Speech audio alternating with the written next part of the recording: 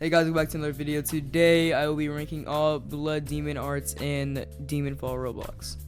Alright, to start off, we got blood Sickles. Honestly, bro, I mean, besides everything about it, it's not horrible. The CDs are not terrible on it, but the main issue with it is it's slow as hell. Like, it's really slow. And honestly, just for that, bro, probably a B tier. And the windup is it's just honestly, if you're fighting against like the slowest user in the world, maybe it'd be good. But like honestly, bro, it's terrible. Not terrible, but you know what I mean. For now on, it's probably gonna be the bottom of B tier. Next, we have Shockwave. I'm gonna say Shockwave's A. If you're good with Shockwave, it has probably the most combo potential out of any blood demon art here, just because it has so many skills and they do a lot of damage. With Kanroji and maybe the Akaza fighting style, I think it may even reach S.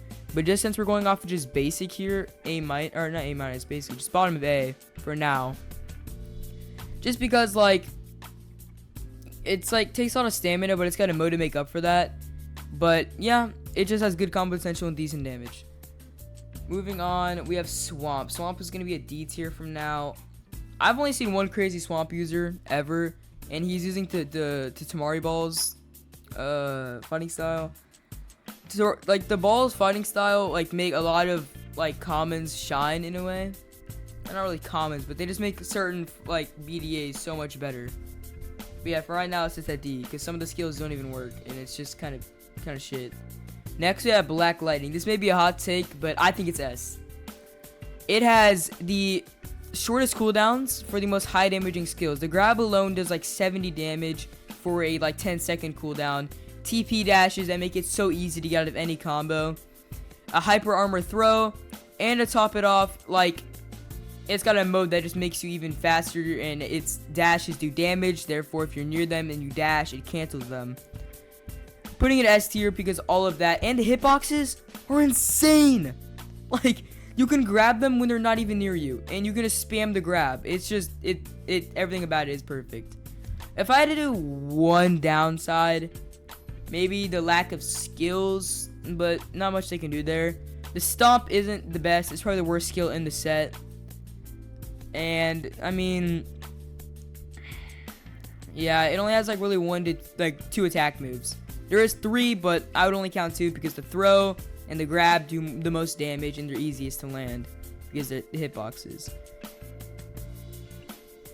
But honestly, the best fighting style to go with this one is the Akaza fighting style, because you can just use the improved rush skill and then grab them, and then they're cooked. Like, yeah, it's something of itself. It's just OP. Next, we have Nezuko. F. This fucking sucks. Get it, find some money off the street to pick it up and buy another reroll. It is so bad. PvE, it is at mid at most, but for PvP, it is a fucking trash can, and nothing can like fix that. Next, we have Ice. Ice, honestly, it would be probably, it's a little tricky. I would say it's another B tier, maybe like above, actually below Akaza. The stamina drain is actually insane for this, and it only has 1 good skill.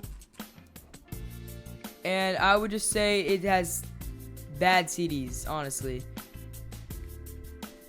But I don't know. Most of the people that play this run a lot and stuff like that. The stun is actually pretty good, obviously, because you freeze them. It's got a counter, which is always a plus side.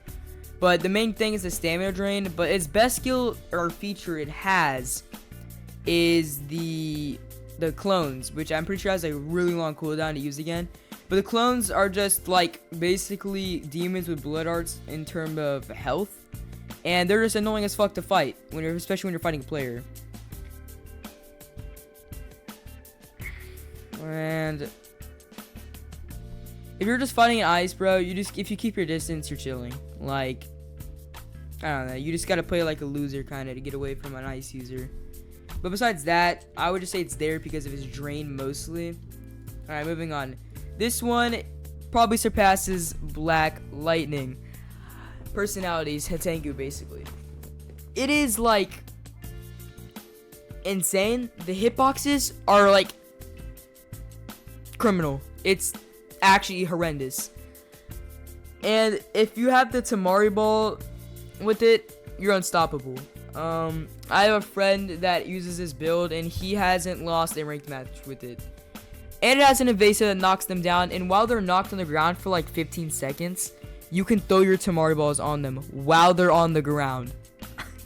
It is actually crazy. And it's got a wooden dragon close range skill, which is kind of weird to say out loud because it just doesn't make sense, basically.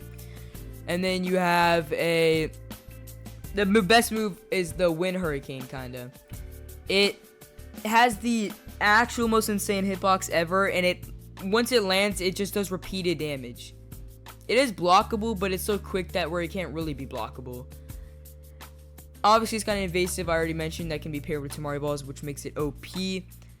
An invasive in itself is always a OP, but the only downside to this BDA is its CDs are really bad. But honestly, you gotta play it like you gotta play like a loser, like a pussy, basically, when your cooldowns are loading, kinda, and then you can attack again. Next, we have Obie. Where did I put this one? B tier, probably. This is probably the lowest. This one's obviously below Blood Sickles. You can't use a combat style. You can't when you are using this one. And honestly, I think this one probably deserves a C rank. I generally just don't think you can be good with this one. It's tough because you can't even really pair with the good fighting style because you can't even have one. There's not much combo potential, and the hitboxes aren't even really that good.